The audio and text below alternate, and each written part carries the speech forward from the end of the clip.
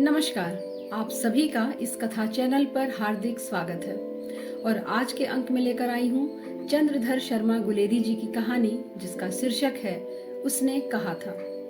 चंद्रधर शर्मा गुलेरी जी ने मात्र 3 कहानियां ही लिखकर हिंदी कहानी विधा में अपना अमिट स्थान बना लिया था। 1915 में प्रकाशित यह कहानी आज भी पढ़ी और पढ़ाई जाती है।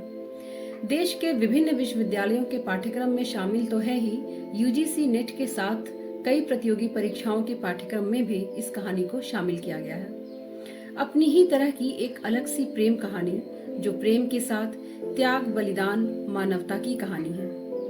कहानी की पृष्ठभूमि में है प्रथम विश्व युद्ध। युद्ध के मैदान में गोलियों की बौछार के बीच मृत्यु की आशंका के साथ स्मृतियों में कौंध जाने वाला वो बचपन का अनुराग, जो बस कुछ पलों का था।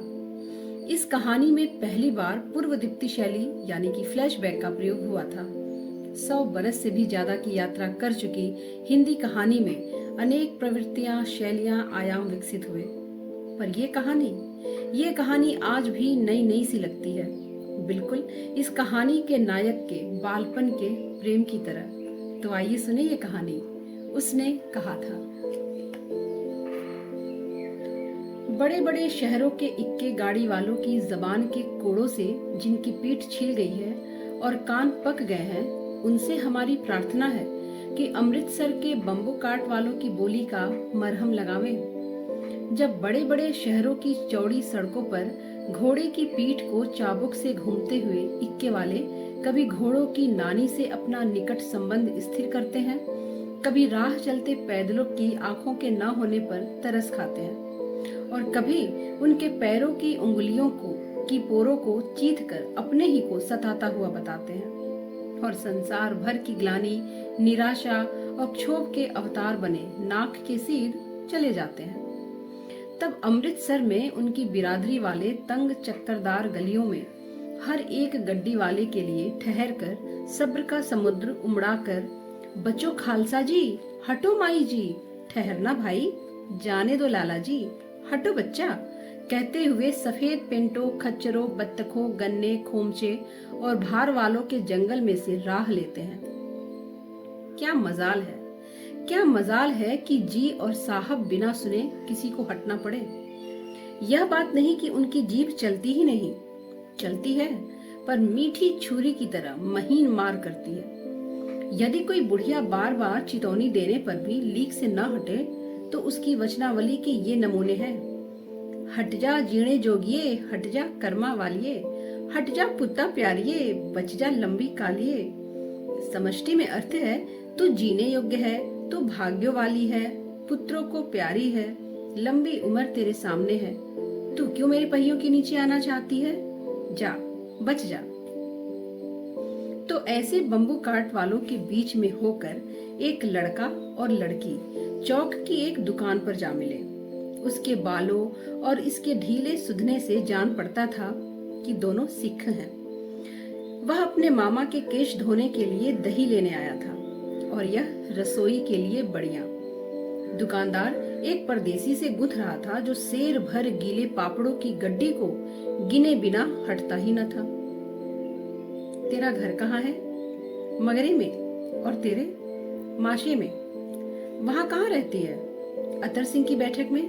वे मेरे मामा होते हैं। मैं मामा के घर आया हूँ, उनका घर गुरु बाजार में है। इतने में दुकानदार निपटा और उनको सौदा देने लगा। सौदा लेकर दोनों साथ साथ चले। कुछ दूर जाकर लड़के ने मुस्कुराकर पूछा, तेरी कुड़माई हो गई? इस पर लड़की कुछ आंखें चढ़ाकर धत्त कहकर दौड़ गई और लड़का मुंह देखता रह गया। दूसरे तीसरे दिन सब्जी वाले के यहाँ, दूध वाले के यहाँ अचानक दोनों मिल जाते। महीना भर यही हाल रहा। 2-3 बार लड़के ने पूछा, तेरी कुड़माई हो गई? और उत्तर में वही धत्त मिला। एक दिन जब फिर लड़के ने वैसे ही हंसी में चिढ़ाने के लिए पूछा, तो लड़के की संभावना के विरुद्ध बोली, हाँ। कब? कल। देखते नहीं यह रेशम से कढ़ा हुआ शॉल? लड़की भाग गई। लड़के ने घर की राह ली। रास्ते में एक लड़की को मोरी में ढकेल दिया। एक छबड़ी वाले की दिन भर की कमाई खोई, एक कुत्ते पर पत्थर मारा और एक गोभी वाले के ठेले में दूध उड़ेल दिया।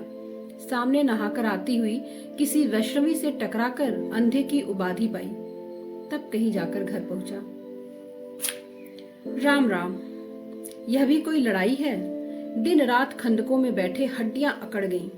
लुधियाने से 10 गुना जाड़ा और मेह और बर्फ ऊपर से पिंडलियों तक कीच में धंसे हुए हैं। गनीमत कहीं दिखती नहीं। घंटे 2 घंटे में कान के पर्दे फाड़ने वाले धमाके के साथ सारी खंदक हिल जाती है और 100-100 गज धरती उछल पड़ती है। इस कैवी गोले से बचे तो कोई लड़े। नगरकोट का जलजला सुना था। यहाँ दिन में 25 जलजले होते हैं। जो कहीं खंदक के बाहर साफा या कोहनी निकल गई तो चटाक से गोली लगती है। न मालूम बेईमान मिट्टी में लेटे हैं या घास की पत्तियों में छिपे रहते हैं। लहना सिंह और 3 दिन है। 4 खंदक में बिता दिए। परसों रिलीफ आ जाएगी और फिर 7 दिन की छुट्टी। अपने हाथों झटका करेंगे और पेट भर खा पीकर रहेंगे। उस फिरंगी मेम के बाग में मखमल किसी हरी घास है, फल और दूध की वर्षा कर देती है। लाख कहते हैं दाम नहीं लेती। कहती है तुम राजा हो, मेरे मुल्क को बचाने आए हो। 4 दिन पलक नहीं झपी। बिना फेरे घोड़ा बिगड़ता है और बिना लड़े सिपाही। संगीन चढ़ाकर मार्च का हुक्म मिल जाए, फिर 7 जर्मनों को अकेला मारकर न लौटूं तो मुझे दरबार साहब की देहली पर मत्था टेकना नसीब न हो। पाजी कहीं के कलों के घोड़े संगीन देखते ही मुंह फाड़ देते हैं, पैर पकड़ने लगते हैं। यो अंधेरे में 30-30 मन के गोले फेंकते हैं। उस दिन धावा किया था 4 मील तक। एक जर्मन नहीं छोड़ा था। पीछे जनरल साहब ने हट आने का कमान दिया। नहीं तो सीधे बर्लिन पहुंच जाते। क्यों? सूबेदार हजारा सिंह ने मुस्कुराकर कहा। लड़ाई के मामले में जमादार या नायक के बयान नहीं चलते।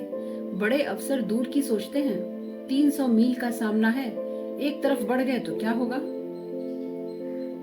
सूबेदार जी, सच है, लहना सिंह बोला, पर करे क्या?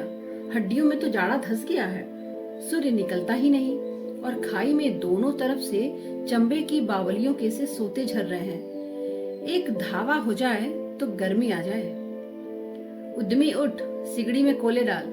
वजीरा, तुम 4 जने बाल्टियां लेकर खाई का पानी बाहर फेंको। महेश सिंह, शाम हो गई है, खाई के दरवाजे का पहरा बदल दो। यह कहते हुए सूबेदार सारे खंदक में चक्कर लगाने लगे। वजीरा सिंह पलटन का विदूषक था। बाल्टी में गंदला पानी भरकर खाई के बाहर फेंकता हुआ बोला, मैं पाधा बन गया हूँ, करो जर्मनी के बादशाह का तर्पण। इस पर सब खिलखिला पड़े और उदासी के बादल फट गए। लहना सिंह ने दूसरी बाल्टी भरकर हाथ में देकर कहा, अपनी बाड़ी के खरबूजों में पानी दो। ऐसा खाद का पानी पंजाब भर में नहीं मिलेगा। हाँ, देश क्या है, स्वर्ग है। मैं तो लड़ाई के बाद सरकार से 10 गुना जमीन मांग लूंगा और फलों के बूटे लगाऊंगा। वही दूध पिलाने वाली फिरंगी में उसको भी यहीं बुला लेंगे। चुप कर, जहां वालों को शर्म नहीं। देश देश की भाषा है। आज तक मैं उसे समझा न सका कि सिख तंबाकू नहीं पीते। वह सिगरेट देने में हट करती है, होठों में लगाना चाहती है, और मैं पीछे हटता हूँ तो समझती है कि राजा बुरा मान गया, अब मेरे मुल्क के लिए लड़ेगा नहीं। अच्छा, अब बोधा सिंह कैसा है? अच्छा है, जैसे मैं जानता ही ना हूँ। रात भर तुम अपने दोनों कंबल उसे उड़ाते हो और आप सिगड़ी लेकर गुजर करते हो। उसके पहरे पर आप पहरा दे आते हो। अपने सूखे लकड़ी के तख्तों पर सुलाते हो, खुद कीचड़ में पड़े रहते हो। कहीं तुम मांदे न पड़ जाना। जाड़ा क्या है, मौत है, और निमोनिया से मरने वाले के सुराग नहीं मिला करते। मेरा डर मत करो, मैं तो बुलेल खड्ड के किनारे मरूंगा। भाई कीरत सिंह की गोदी पर मेरा सिर होगा और मेरे हाथ के लगाए आंगन में आम के पेड़ की छाया होगी। वजीरा सिंह ने त्योरी चढ़ाकर कहा, क्या मरने मारने की बात लगाई है? मरे जर्मनी और तुर्क। हाँ भाइयों, कुछ गाओ। कौन जानता था कि दाढ़ियों वाले दरबारी सिंह ऐसे लुच्चों का गीत गाएंगे, पर सारी खंदक गीत से गूंज उठी और सिपाही फिर ताजे हो गए, मानो 4 दिन से सोते और मौज ही करते रहे हो। दोपहर रात गई, अंधेरा है, सन्नाटा छाया हुआ है। बोधा सिंह खाली बिस्कुटों के टीनों पर अपने दोनों कंबल बिछाकर और लहना सिंह के 2 कंबल और एक बराम कोट ओढ़कर सो रहा है। लहना सिंह पहरे पर खड़ा हुआ है और एक आंख खाई के मुंह पर है और एक बोधा सिंह के दुबले शरीर पर। बोधा सिंह कराहा, क्या बोधा भाई, क्या है? पानी पिला दो। लहना सिंह ने कटोरा उसके मुंह से लगाकर पूछा। कहो, कैसे हो? पानी पीकर बोधा बोला, कंपनी छूट रही है, रोम रोम में तार दौड़ रहे हैं, दांत कट रहे हैं। अच्छा, मेरी जर्सी पहन लो। और तुम? मेरे पास सिगड़ी है, मुझे गर्मी लगती है, पसीना आ रहा है। ना, मैं नहीं पहनता। 4 दिन से तुम मेरे लिए। अरे हाँ, याद आई, मेरे पास दूसरी गरम जर्सी है, आज सवेरे ही आई है। विलायत से मेम बुन बुन कर भेज रही है, गुरु उनका भला करें। यूं कहकर लहना अपना कोट जर्सी उतारने लगा। सच कहते हो? और नहीं, झूठ? यूं कहकर नहीं नहीं करते बोधा को उसने जबरदस्ती जर्सी पहना दी और खुद खाकी कोट और जीन का कुर्ता पहनकर पहरे पर खड़ा हुआ। मेम की जर्सी की कथा तो केवल कथा थी। आधा घंटा बीता, इतने में खाई के मुंह से आवाज आई, सूबेदार हजारा सिंह। कौन? लप्टन साहब, हुकुम हजूर। यह कहकर सूबेदार तनकर फौजी सलाम करके सामने हुआ। देखो, इसी दम धावा करना होगा। मील भर दूरी पर पूरब के कोने में एक जर्मनी खाई है, उसमें 50 से ज्यादा जर्मन नहीं है। इन पेड़ों के नीचे नीचे 2 खेत काटकर रास्ता है, 3-4 घुमाव है, जहाँ मोड़ है वहाँ 15 जवान खड़े कर आया हूँ। तुम यहाँ 10 आदमी छोड़कर सबको साथ ले उनसे जा मिलो। खंदक छीन कर वहीं, जब तक दूसरा हुक्म न मिले डटे रहो। हम यहाँ रहेगा। जो हुक्म। चुपचाप सब तैयार हो गया। बोधा भी कंबल उतारकर चलने लगा और तब लहना सिंह ने उसे रोका। लहना सिंह आगे हुआ तो बोधा के बापू सूबेदार ने उंगली से बोधा की ओर इशारा किया। लहना सिंह समझकर चुप हो गया। पीछे 10 आदमी कौन रहे, इस पर बड़ी हुज्जत हुई। कोई रहना नहीं चाहता था। समझा बुझाकर सूबेदार ने मार्च किया। लप्टन साहब लहना की सिगड़ी के पास मुंह फेरकर खड़े हो गए और जेब से सिगरेट निकालकर सुलगाने लगे। 10 मिनट बाद उन्होंने लहना की ओर हाथ बढ़ाकर कहा, लो, तुम भी पियो। आंख मारते मारते लहना सिंह सब समझ गया। मुंह का भाव छिपाकर बोला, लाओ साहब। हाथ आगे करते ही सिगड़ी के उजाले में साहब का मुंह देखा, भाव देखे और तब उसका माथा ठनका। लप्टन साहब के पट्टियों वाले बाल एक दिन में कहाँ उड़ गए और उनकी जगह देवियों के से कटे हुए बाल कहाँ से आ गए? शायद साहब शराब पिए हुए हैं और उन्हें बाल कटवाने का मौका मिल गया है। लहना सिंह ने जांचना चाहा।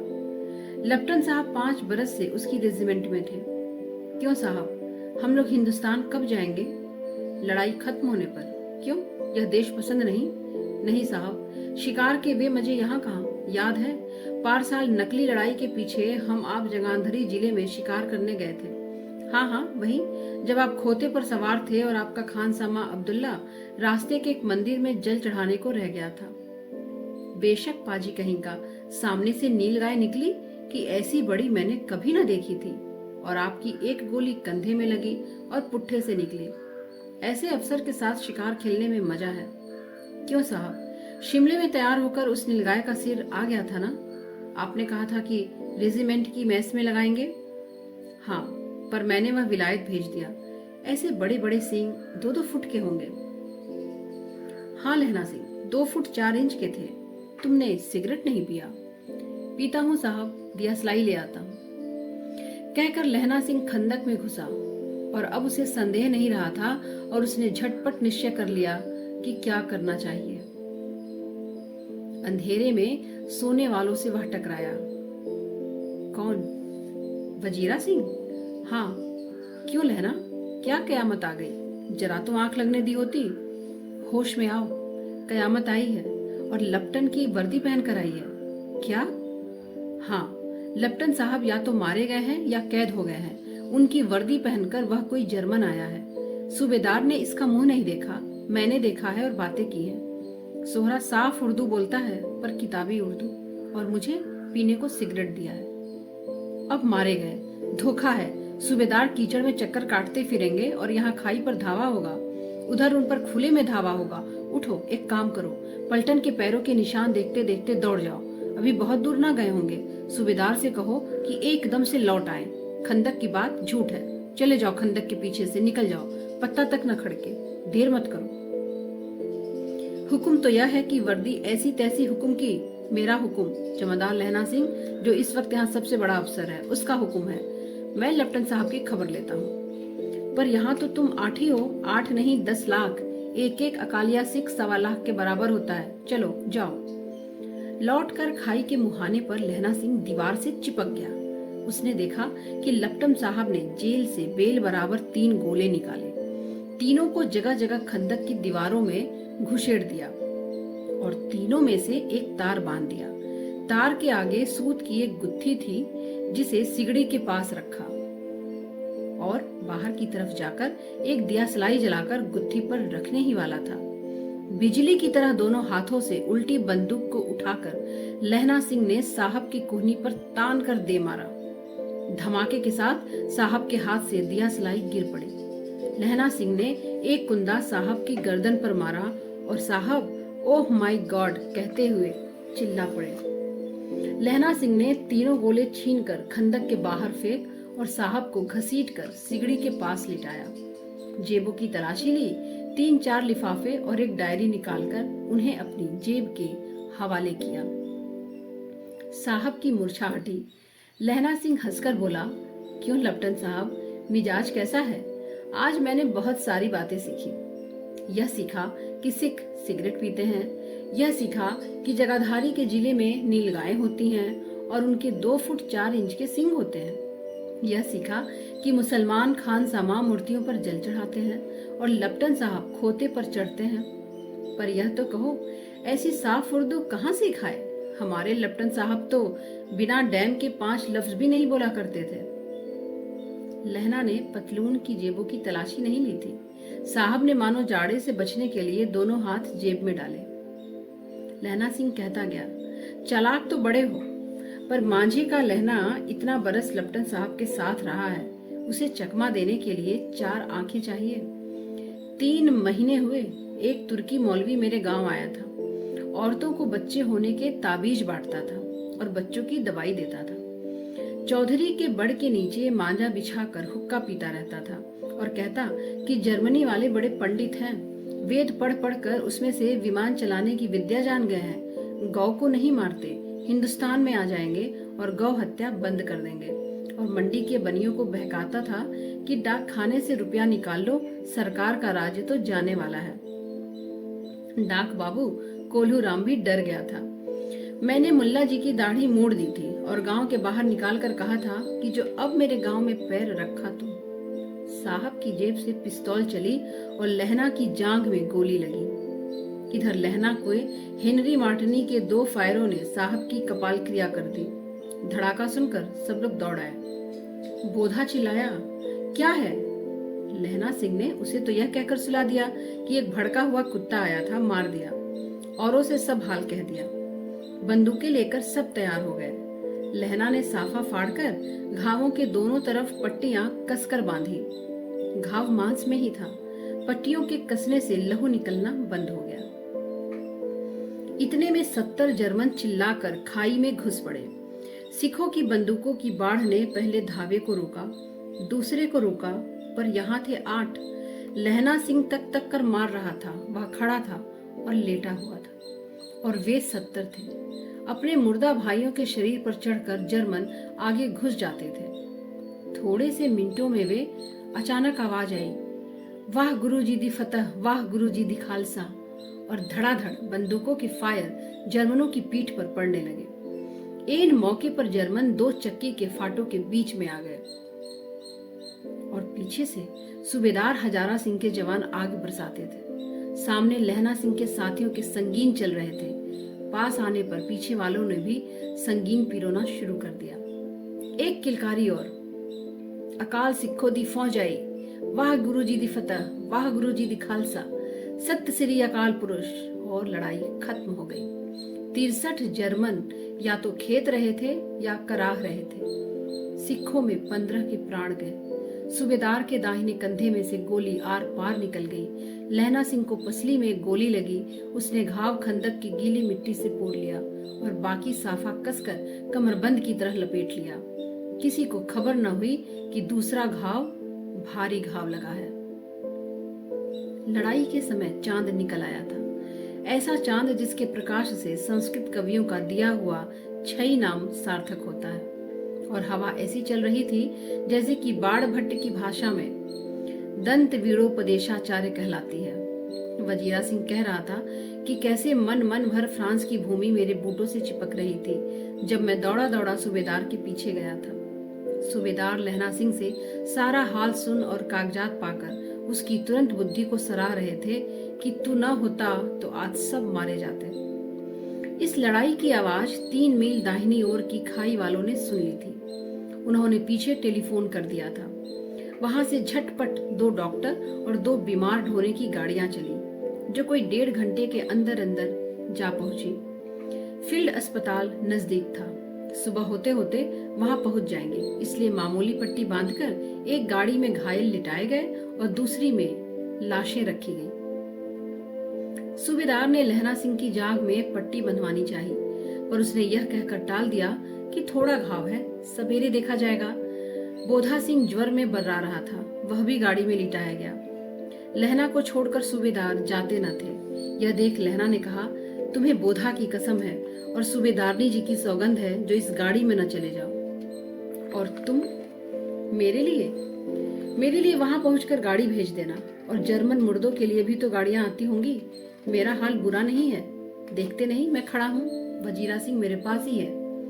अच्छा, पर बोधा गाड़ी पर लेट गया। भला आप भी चढ़ जाओ। सुनिए तो, सूबेदारनी होरा को चिट्ठी लिखो तो मेरा मत्था टेकना लिख देना, और जब घर पर जाओ तो कह देना कि मुझसे जो उन्होंने कहा था वह मैंने कर दिया। गाड़ियां चल पड़ी थी। सूबेदार ने चढ़ते चढ़ते लहना का हाथ पकड़कर कहा कि तूने मेरे और बोधा के प्राण बचाए हैं। लिखना कैसा है, साथ ही चलेंगे। अपनी सूबेदारनी से तू कह देना। उसने क्या कहा था?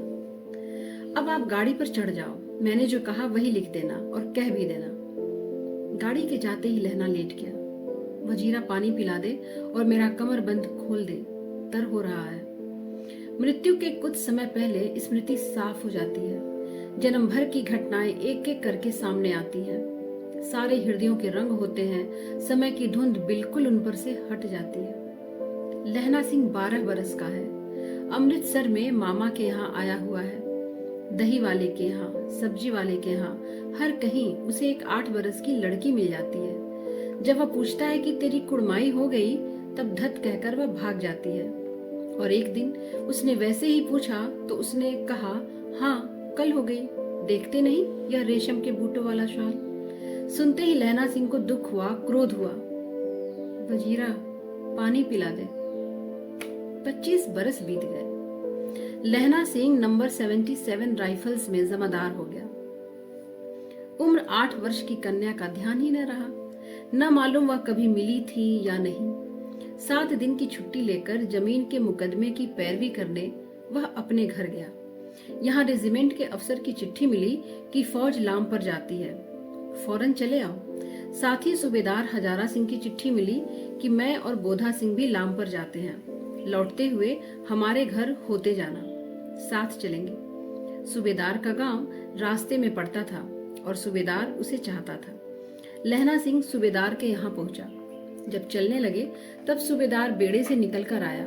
बोला, लहना, सूबेदारनी तुमको जानती है, बुलाती है, जा मिल के आ।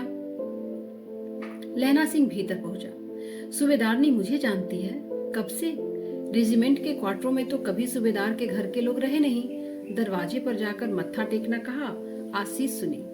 लहना सिंह चुप। मुझे पहचाना? नहीं।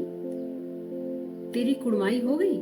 धत, कल हो गई, देखते नहीं रेशमी बूटों वाला साल अमृतसर में। भावों की टकराहट से मूर्छा खुली, करवट बदली, पसली का घाव बह निकला। वजीरा पानी पिला, उसने कहा था। स्वप्न चल रहा है। सूबेदारनी कह रही है, मैंने तो तेरे को आते ही पहचान लिया।